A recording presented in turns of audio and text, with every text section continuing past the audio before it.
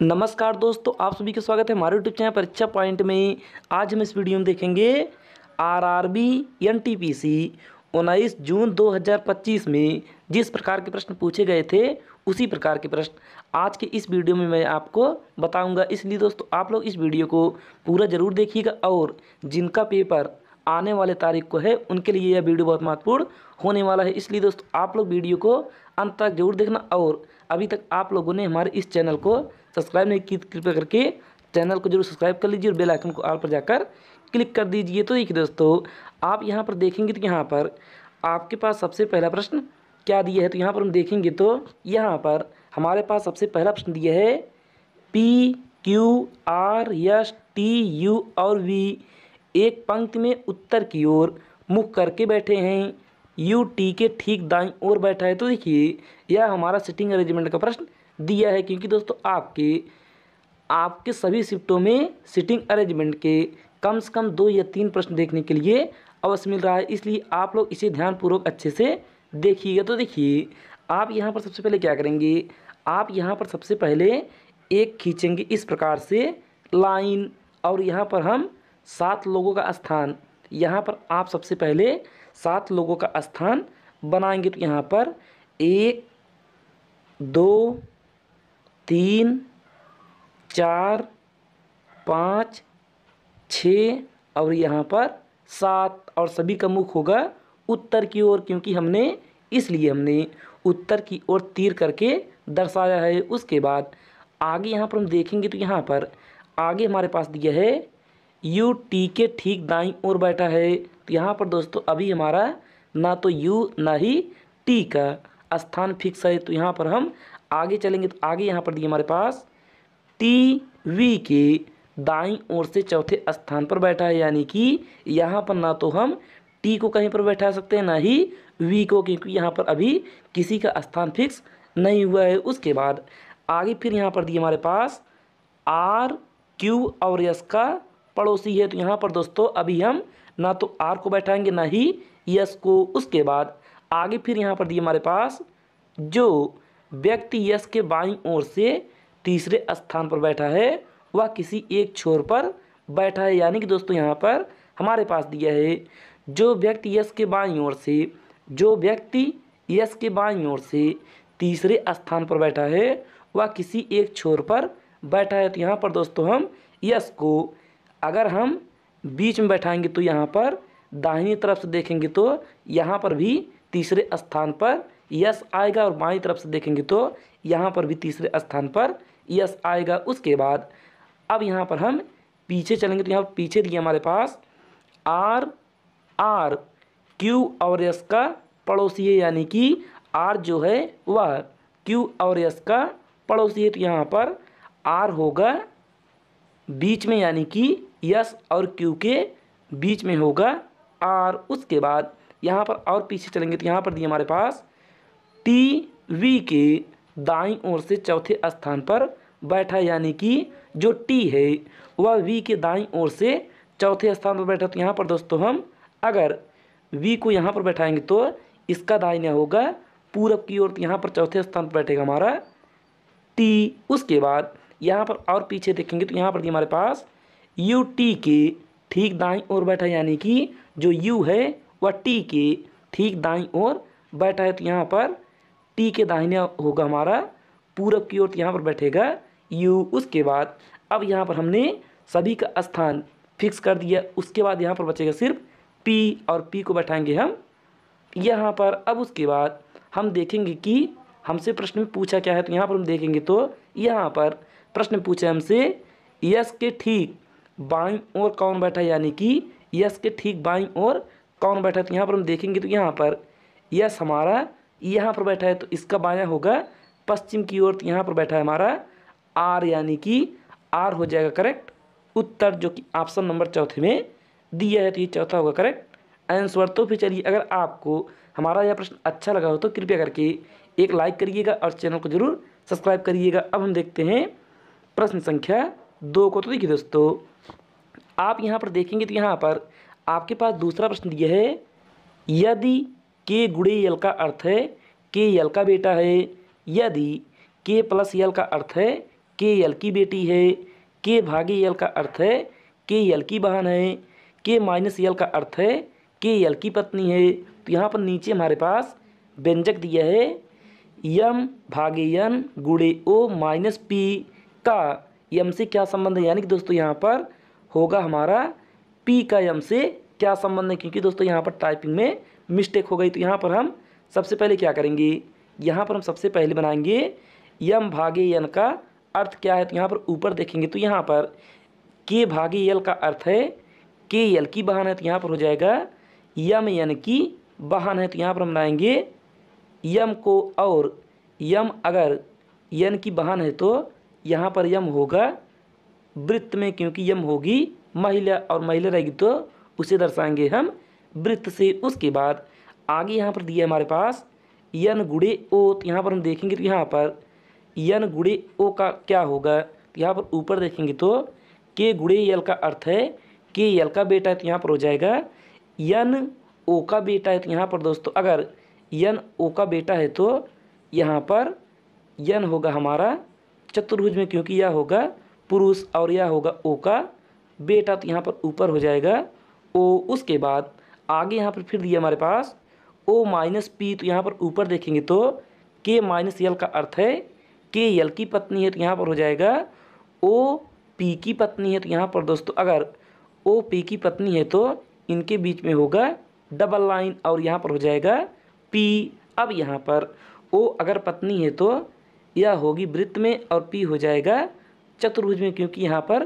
पति पत्नी में अगर एक का जेंडर क्लियर है तो एक का अपने आप जेंडर क्लियर हो जाता है। तो उसके बाद अब हमें बताना है कि पी का यम से क्या संबंध है, यानी कि पी क्या लगेगा यम का। तो यहाँ पर हम देखेंगे तो यहाँ पर यम बहन है यन की और यन की माँ ओ है। तो यहाँ पर यन का पिता पी है, अगर यन का पिता पी है तो यम का भी पिता पी होगा, यानी कि पिता होगा हमारा राइट आंसर, जो कि ऑप्शन नंबर सी में, यानी कि ऑप्शन नंबर तीसरा हो जाएगा हमारा राइट आंसर। तो फिर चलिए अब हम देखते हैं प्रश्न संख्या 3 को। तो देखिए यहाँ पर तीसरा प्रश्न दिया हमारे पास, यदि प्लस का अर्थ माइनस है, माइनस का अर्थ भाग है, भाग का अर्थ गुणा है और गुणे का अर्थ जोड़ है, तो निम्नलिखित समीकरण में प्रश्न चिन्ह के स्थान पर कितना मान आएगा। तो देखिए आप यहाँ पर देखेंगे तो यहाँ पर आपके पास नीचे एक समीकरण दिया है और आपको बताना है कि इस प्रश्नवाचक चिन्ह के स्थान पर कौन सी संख्या आएगी। तो देखिए आप यहाँ पर सबसे पहले क्या करेंगे, आप यहाँ पर सबसे पहले लिखेंगे 24, उसके बाद माइनस के स्थान पर हम करेंगे भाग। तो यहाँ पर होगा भागे 3, उसके बाद यहाँ पर गुणा है तो गुणे के स्थान पर जोड़ और यहाँ पर होगा 12, उसके बाद प्लस के स्थान पर -4 और भाग के स्थान पर गुणा। तो यहाँ पर हो जाएगा गुणे 3। अब इसे हल करेंगे तो यहाँ पर कितना आएगा, हम इसे हल करेंगे तो 3 से काटेंगे 24 को तो यह जाएगा 8 बार में। उसके बाद यहाँ पर +12 और -4 का गुणा 3 करेंगे तो यहाँ पर होगा 4 तिहाई 12। अब उसके बाद प्लस से माइनस को हम काट देंगे तो यहाँ पर बचेगा सिर्फ 8, यानी कि 8 होगा हमारा करेक्ट उत्तर, जो कि ऑप्शन नंबर ए में, यानी कि ऑप्शन ए होगा हमारा राइट आंसर। तो फिर चलिए अब हम देखते हैं प्रश्न संख्या 4 को। तो देखिए आप यहाँ पर देखेंगे तो यहाँ पर आपके पास चौथा प्रश्न दिया है, उस संख्या का चयन कीजिए जो निम्नलिखित श्रेणी में प्रश्न चिन्ह के स्थान पर आएगी। यानी कि दोस्तों यहाँ पर नीचे हमारे पास एक श्रृंखला दी हुई है और हमें बताना है कि इस प्रश्नवाचक चिन्ह के स्थान पर कौन सी संख्या आएगी। तो देखिए दोस्तों आप यहाँ पर देखेंगे तो यहाँ पर आपके इस श्रेणी में संख्याएं धीमे धीमे से आगे बढ़ रही हैं। तो यहाँ पर हम क्या करेंगे, अगर संख्याएं धीमे धीमे से आगे बढ़ेंगी तो वहाँ पर करेंगे हम प्लस। तो यहाँ पर दोस्तों हम इस 24 में कितना प्लस करें कि यहाँ पर 28 हो जाए। तो यहाँ पर दोस्तों हम 24 में अगर 4 प्लस करेंगे तो यहाँ पर होगा 28। उसके बाद इस 28 में हम कितना प्लस करें कि यहाँ पर 35 हो जाए। तो यहाँ पर दोस्तों हम 28 में अगर 7 प्लस करेंगे तो यहाँ पर होगा 35। उसके बाद इस 35 में हम कितना प्लस करें कि यहाँ पर 48 हो जाए। तो यहाँ पर दोस्तों हम 35 में अगर 13 प्लस करेंगे तो यहाँ पर होगा 48। उसके बाद इस 48 में हम कितना प्लस करेंगे, यहाँ पर 73 हो जाए। यहाँ पर दोस्तों हम 48 में अगर 25 प्लस करेंगे तो यहाँ पर होगा 73। उसके बाद अब यहाँ पर दोस्तों हम इस 73 में कितना प्लस करेंगे, यहाँ पर वह संख्या हमें प्राप्त हो जाती है। यहाँ पर हम देखेंगे तो यहाँ पर हमें कोई नियम लागू होता हुआ नहीं दिखाई देगा। तो यहाँ पर हम चलेंगे एक कदम यानी कि एक स्टेप और नीचे। तो यहाँ पर दोस्तों हम इस 4 में अगर 3 जोड़ेंगे तो यहाँ पर होगा 7, और उसके बाद 7 में हम 6 जोड़ेंगे तो यहाँ पर होगा 13। उसके बाद 13 में अगर हम 12 जोड़ेंगे तो यहाँ पर होगा 25। अब उसके बाद दोस्तों यहाँ पर हम कितना जोड़ेंगे, 25 में हम जोड़ेंगे 24, क्योंकि दोस्तों आप यहाँ पर देखेंगे तो यहाँ पर 3 का दुगुना 6, 6 का दुगुना 12 और 12 का दुगुना 24। तो यहाँ पर दोस्तों हम 25 में 24 जोड़ेंगे तो यहाँ पर कितना आएगा, 25 में 24 जोड़ेंगे तो यहाँ पर होगा 49। उसके बाद इस 73 में हम जोड़ेंगे 49, तो यहाँ पर कितना आएगा, 73 में 49 जोड़ेंगे तो यहाँ पर होगा हमारा 122, यानी कि इस प्रश्नवाचक चिन्ह के स्थान पर आएगा 122। यही हो जाएगा राइट आंसर, जो कि ऑप्शन नंबर तीसरे में दिया है। तो ऑप्शन तीसरा होगा हमारा करेक्ट उत्तर। तो फिर चलिए अब हम देखते हैं प्रश्न संख्या 5 को। तो देखिए आप यहाँ पर देखेंगे तो यहाँ पर आपके पास 5वां प्रश्न दिया है। नीचे एक ही पासे की 2 स्थितियाँ दी गई हैं। 3 वाले फलक के विपरीत फलक पर निम्नलिखित में से यानी कि निम्नलिखित विकल्पों में से क्या आएगा। यानी कि दोस्तों यहाँ पर हमारे पास एक पासे की 2 स्थितियाँ यहाँ पर दी हुई है और हमें बताना है कि 3 के विपरीत वाले फलक पर कौन सा फलक होगा। तो देखिए आप यहाँ पर सबसे पहले क्या करेंगे, अगर आपके पास एक पासे की 2 स्थितियाँ दी रहे तो आप इन दोनों में सबसे पहले ढूंढेंगे कम से कम एक सतह कॉमन, यानी कि एक फलक कॉमन। तो यहाँ पर दोस्तों देखेंगे तो यहाँ पर एक हमारे यहाँ पर भी दी है और एक यहाँ पर भी दी है, यानी कि यहाँ पर हो गया एक कॉमन। उसके बाद अब यहाँ पर हम इस एक को पकड़ेंगे और इस प्रकार से घड़ी की दिशा में घुमाएंगे तो यहाँ पर क्या प्राप्त होगा, यहाँ पर हम एक को पकड़ेंगे और घड़ी की दिशा में घुमाएंगे तो यहाँ पर आएगा हमारा 1 3 4। उसके बाद इसमें भी यानी कि दूसरे वाले में भी पकड़ेंगे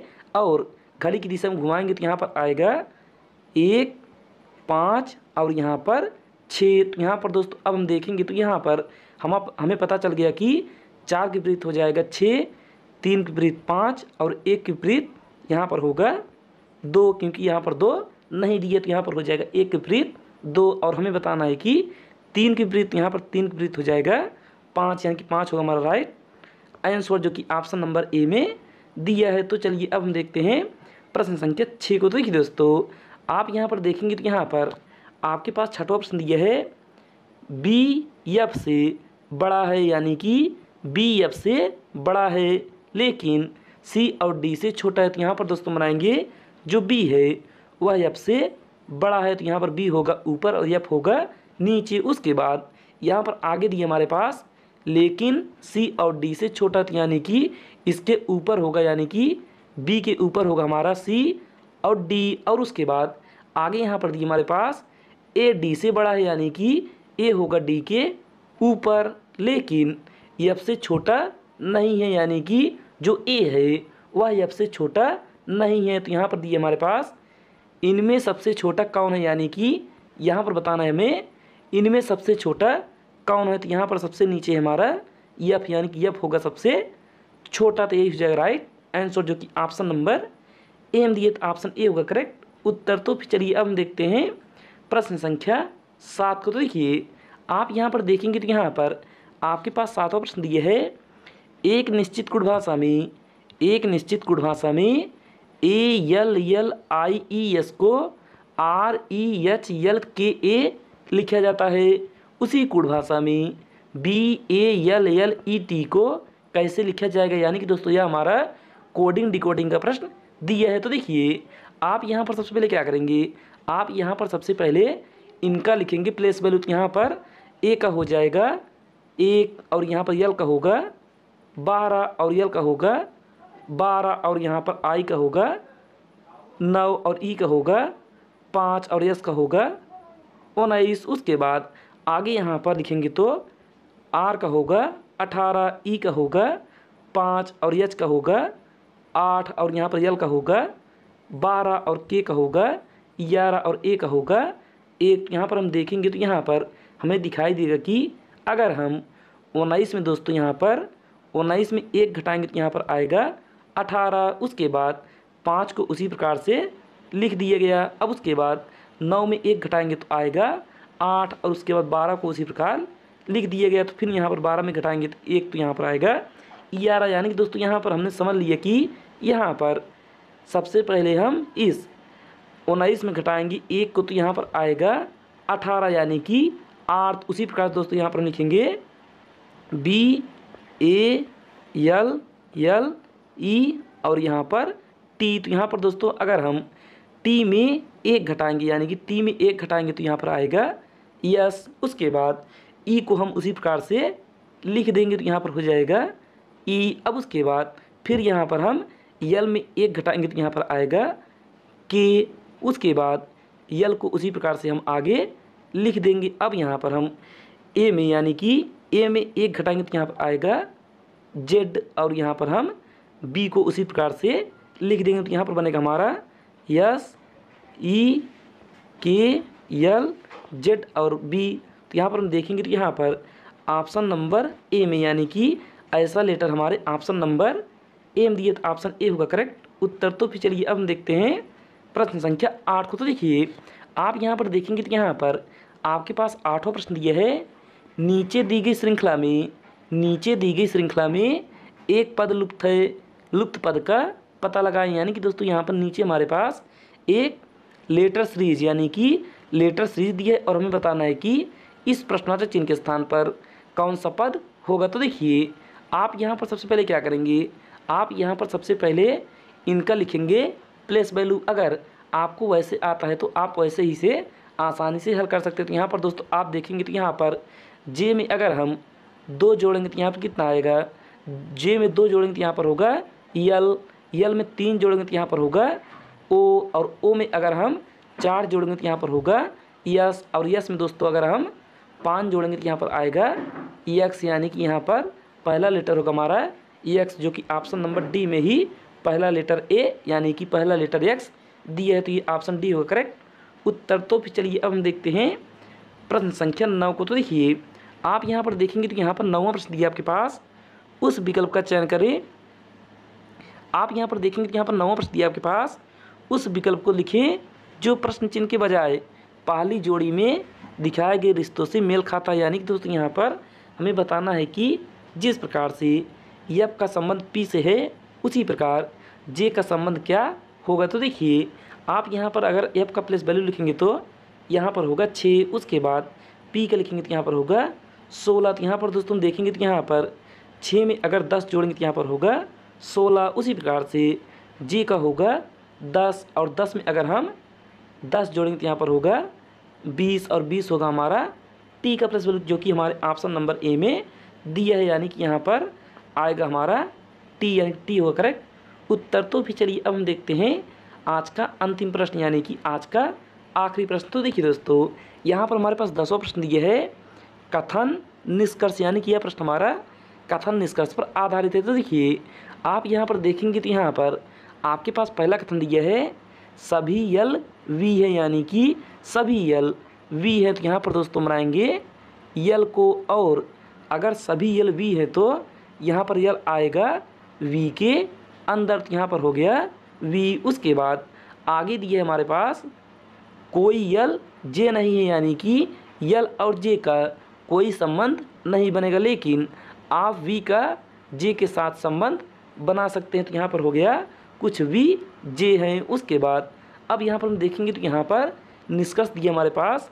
पहला निष्कर्ष यहाँ पर दिया हमारे पास सभी वी यल है। यानी कि सभी वी यल है। तो यहाँ पर हम देखेंगे तो यहाँ पर कुछ यल वी है। यानी कि यहाँ पर दोस्तों कुछ वी यल है। तो यहाँ से हमारा पहला निष्कर्ष गलत होगा क्योंकि यहाँ पर होगा कुछ और यहाँ पर दिया हमारे पास सभी। तो यहाँ से हमारा पहला निष्कर्ष गलत हो गया। उसके बाद दूसरा देखेंगे तो यहाँ पर दिया हमारे पास सभी जे वी है। यानी कि यहाँ पर देखेंगे तो यहाँ पर कुछ जे वी है लेकिन यहाँ पर निष्कर्ष दिया हमारे पास सभी जे वी है। तो यहाँ से हमारा दूसरा भी गलत हो गया। तो यहाँ पर हम देखेंगे तो यहाँ पर ऑप्शन नंबर डी में यानी कि ऑप्शन नंबर डी में दिया हमारे पास कोई भी निष्कर्ष, यानी कि कोई भी निष्कर्ष अनुसरण नहीं करता, यानी कि यहाँ पर दोस्तों हमारा ऑप्शन डी होगा राइट आंसर, कोई भी निष्कर्ष अनुसरण नहीं करता, तो यही होगा करेक्ट उत्तर। तो फिर चलिए दोस्तों, अगर आपको हमारी वीडियो अच्छी लगी तो कृपया करके वीडियो को सबसे पहले एक लाइक करिएगा और चैनल को ज़रूर सब्सक्राइब करिएगा और अपने दोस्तों में इस वीडियो को ज़रूर शेयर करिएगा। आज के लिए बस इतना ही दोस्तों, धन्यवाद। अब मिलते हैं हम अगली वीडियो में कुछ महत्वपूर्ण प्रश्नों के साथ।